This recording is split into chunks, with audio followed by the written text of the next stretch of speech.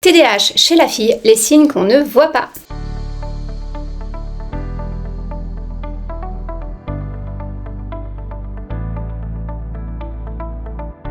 Bonjour, je suis Virginie Terrier, je suis nutritionniste et micronutritionniste et je suis la fondatrice de NutriGenius. J'ai fondé NutriGenius à la suite du diagnostic du TDAH de mon fils parce qu'en fait je me suis intéressée à tellement de choses autour du TDAH et du coup je me suis dit que j'avais envie de transmettre ces informations. Donc j'ai créé cette plateforme sur laquelle vous retrouverez des articles sur le TDAH mais aussi une formation gratuite pour les parents autour de la nutrition et de la micronutrition qui sont quand même mes spécialités.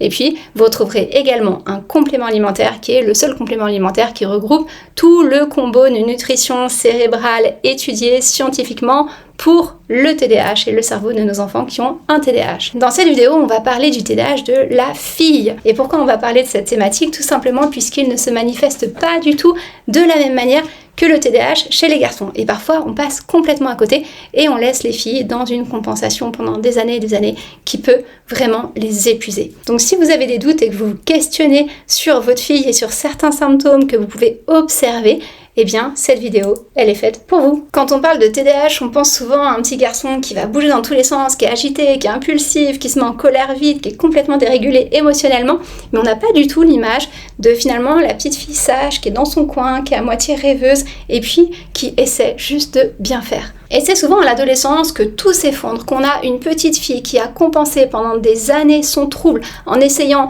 de se refocuser quand elle perd son attention, en essayant de se calmer quand elle a envie d'être agitée. Et à l'adolescence, elle se retrouve dans un état de fatigue phénoménal et là le masque tombe et on s'aperçoit que notre fille est TDAH alors qu'on ne l'avait jamais remarqué auparavant. Si vous reconnaissez votre fille ou vous reconnaissez peut-être vous-même, eh bien restez ici parce que justement c'est le sujet de cette vidéo.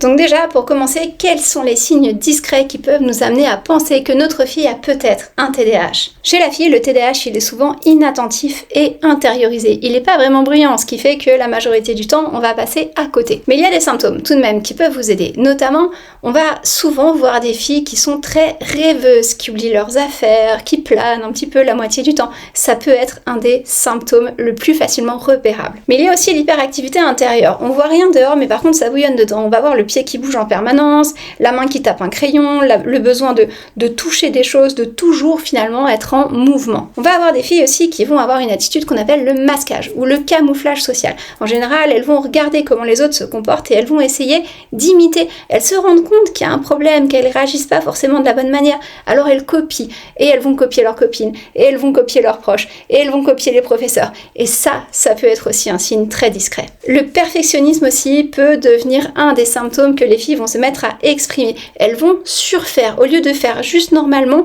elles vont aller dans le détail, elles vont être minutieuses et devenir ultra perfectionnistes et voire même se retrouver complètement désemparées si le planning qu'elles avaient prévu, si le plan qu'elles avaient initié ne se passe pas comme elles l'avaient imaginé. On va souvent repérer chez la fille aussi de l'hypersensibilité émotionnelle. C'est pas forcément explosif comme chez les garçons, mais par contre on va avoir des pleurs faciles, se vexer facilement, aussi réagir un peu fort à une remarque, eh bien ça peut faire partie aussi des symptômes. Et puis il y a aussi une autre symptomatique qu'on va retrouver plus souvent, c'est la fille qui va être vraiment très sage en classe, l'élève modèle, l'élève parfaite, et par contre qui va arriver à la maison et qui va exploser, crise de colère, pleurs faciles et qui saura même pas expliquer pourquoi il explose, mais qui est juste en surcharge. Alors rien de tout ça ne ressemble à l'image classique du TDAH, c'est vraiment une image très détournée, mais c'est souvent la symptomatique qu'on va retrouver chez la fille. Alors cette combinaison de symptômes, vous pouvez observer si elle est présente chez votre enfant,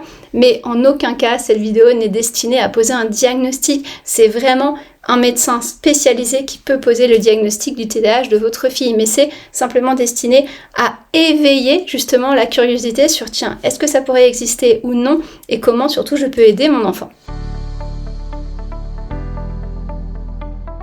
Maintenant, la deuxième question qu'on se pose, c'est souvent sur le TDAH chez la fille, vu qu'il est discret, vu qu'il embête personne, vu que finalement ça porte que sur elle et sa fatigue, est-ce qu'il faut attendre, est-ce qu'on peut attendre ou est-ce qu'il faut tout de suite aller consulter? Eh bien la raison pour laquelle il ne faut pas attendre, c'est que même si ça ne dérange personne, ça a un coût énorme pour votre enfant, puisque le fait de camoufler en permanence, de masquer en permanence et puis finalement d'imiter a un coût énergétique qui est conséquent a un coût micronutritionnel qui est aussi conséquent et on se retrouve très rapidement avec des enfants qui sont fatigués, carencés et qui n'arrivent plus à avancer. Et cette crise, elle peut arriver dans des gros moments de croissance, des gros moments de changement, notamment de changements hormonaux, et notamment à l'adolescence. Et là, on se retrouve avec notre fille qui était toute sage, toute gentille, excellente élève, et qui va finalement exploser et juste révéler qu'elle a ce trouble et qui n'était pas du tout exprimé jusque-là. On peut donc avoir des enfants qui ont une fatigue de compensation qui peut même aller jusqu'à un épuisement. Certaines filles peuvent aussi développer de l'anxiété, des troubles du sommeil ou des troubles de l'humeur. Et puis surtout, on peut avoir une estime de soi qui s'érode petit à petit et croire qu'on n'est finalement pas capable de faire comme les autres ou se rendre compte qu'on est en difficulté pour faire comme les autres.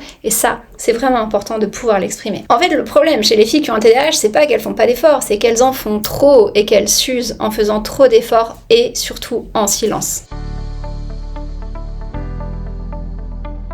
Alors, comment peut-on faire déjà pour alléger l'effort? Si on s'aperçoit que notre fille a ce type de symptômes, bien évidemment l'idée c'est d'aller réaliser un diagnostic pour s'assurer qu'il y ait ou non un TDAH. Et si on s'aperçoit qu'elle a ces symptômes, eh bien on peut probablement l'aider à alléger ses efforts, à augmenter plus naturellement ses niveaux d'attention et peut-être à combler des carences qui sont en train de s'installer puisqu'elle produit énormément d'efforts. Donc ce qu'on va chercher chez la fille, c'est effectivement à diminuer cet effort et à améliorer la capacité cognitive, la capacité d'attention. Et dans un premier temps, ce qu'on peut faire, c'est clairement améliorer l'alimentation, mais aussi complémenter à bon escient. On sait que chez les enfants qui ont un TDAH, on a des carences micronutritionnelles qui sont établies, notamment en fer, en zinc, en magnésium, en oméga 3, en vitamine D, en vitamine B9, en B6, en B12. Et tout ça, c'est établi. Pourquoi les cerveaux des enfants qui ont un TDAH sont si carencés? Puisque ces cerveaux-là travaillent très vite, même si on a l'inattention, les cerveaux travaillent vite, travaillent fort, puisqu'ils captent une grande quantité d'informations, qui est d'ailleurs la base en fait de l'inattention. Et donc, en captant toutes ces informations, en triant toutes ces informations, et bien finalement, ils utilisent une puissance incroyable et utilisent aussi énormément de micronutriments. Souvent, les cerveaux des enfants qui ont un TDAH ne sont pas des cerveaux qui fonctionnent à bas régime, pas du tout. C'est plutôt des cerveaux qui fonctionnent à haut régime, mais qui ont vraiment des difficultés de tri. Donc pour diminuer l'effort, pour améliorer les fonctions cognitives, pour améliorer l'attention, aussi le sommeil et potentiellement l'anxiété, eh bien il y a tout un combo de micronutriments qui va être particulièrement intéressant, que ce soit chez le garçon ou chez la fille qui a un TDAH. Dans ce combo de micronutriments, on a notamment le fer, qui est un essentiel pour la production de la dopamine, qui est vraiment l'hormone qui va augmenter l'attention et le focus. On a le magnésium, qui est le régulateur numéro 1 du système nerveux. On a aussi le zinc, qui est un minéral qui est tellement oublié en fait dans la régulation du système nerveux et qui est pourtant un pilier, notamment dans le cadre du TDAH. On a les vitamines du groupe B qui sont aussi de très bons stabilisants des neurotransmetteurs et évidemment de la fonction cérébrale. Et aussi la vitamine C qui est très intéressante pour la production de la dopamine. Et puis pour vraiment diminuer l'effort et augmenter l'intensité de l'attention, eh bien il y a une plante qui est très documentée, notamment chez les enfants qui ont un TDAH. Cette plante, c'est le safran. Il y a aussi un phénomène dont on parle beaucoup moins, c'est le lien entre le microbiote intestinal et puis l'attention. On pense aujourd'hui que le microbiote intestinal pourrait influencer la production de nos neurotransmetteurs, de la dopamine par exemple qui crée l'attention, mais aussi de la sérotonine qui nous permet de nous relaxer, de la mélatonine qui nous permet de nous endormir. Et donc, entretenir le microbiote est un des éléments qui est vraiment important dans le cadre du TDAH et pour tous les cerveaux qui sont des cerveaux puissants. C'est la raison pour laquelle tous les éléments dont je vous ai parlé là, qui sont des éléments prouvés sur le plan scientifique, je les ai regroupés dans le complément alimentaire NutriGenius, qui est un complément en un stick par jour. Et dans ce complément, vous retrouverez évidemment la vitamine C, les vitamines du groupe B sous des formes vraiment très spécifiques, de très haute qualité, mais aussi du magnésium, du zinc, de la vitamine D et aussi des probiotiques, c'est-à-dire des ferments lactiques qui sont là pour améliorer la qualité du microbiote qui pourrait potentiellement aussi améliorer tout l'équilibre du système nerveux. Dans NutriGenius, vous retrouverez aussi du safran, qui est cette fameuse plante qui contribue à la meilleure humeur, à l'équilibre émotionnel et à la diminution de l'effort justement chez les filles. Il y a quand même aussi un point spécifique à retenir chez la fille, notamment les filles qu'on suspecte d'avoir un TDAH ou chez qui le TDAH est établi. À l'adolescence, on a souvent des carences en fer qui s'installent chez la fille. Dans le cadre de NutriGenius, on a un petit peu de fer, mais très peu, puisque le fer, on n'en donne pas en grande quantité tant qu'on n'a pas un bilan sanguin. Donc je vous conseille, chez les filles qui ont des symptômes de TDAH et qui s'approchent de l'adolescence, d'aller réaliser un bilan sanguin de la ferritine. Cela va permettre de savoir s'il y a ou non une carence en fer et de renforcer les apports en fer si c'est nécessaire, ce qui va aussi beaucoup jouer sur la qualité du sommeil, sur l'anxiété, sur le stress et la réactivité au stress, et aussi bien évidemment sur l'attention, l'impulsivité, la régulation émotionnelle. Quelques changements dans l'environnement peuvent aussi beaucoup aider si vous sentez que votre fille a des symptômes d'un TDAH.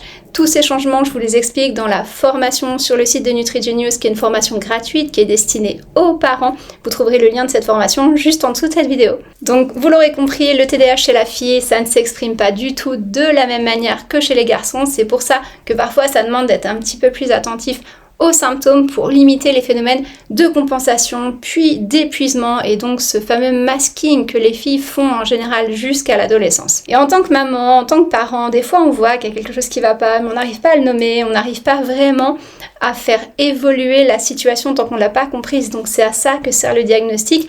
Et même si vous avez du temps, si vous prenez du temps pour réaliser le diagnostic, rien ne vous empêche de déjà commencer à mettre en place les éléments que vous allez apprendre dans la formation. Si cette vidéo vous a plu, pensez à la liker, pensez aussi à la partager à tous les parents qui pourraient en avoir besoin, puisque partager, c'est aussi prendre soin, et quand on est parent, c'est important de prendre soin des autres. Je vous laisse mettre en commentaire aussi qu'est-ce que vous avez remarqué comme symptômes chez votre fille qui a un TDAH, et surtout, pensez à vous abonner à la chaîne de NutriGenius, comme ça vous ne loupez rien de notre contenu. Je vous dis à très bientôt pour parler de nos petits génies TDAH.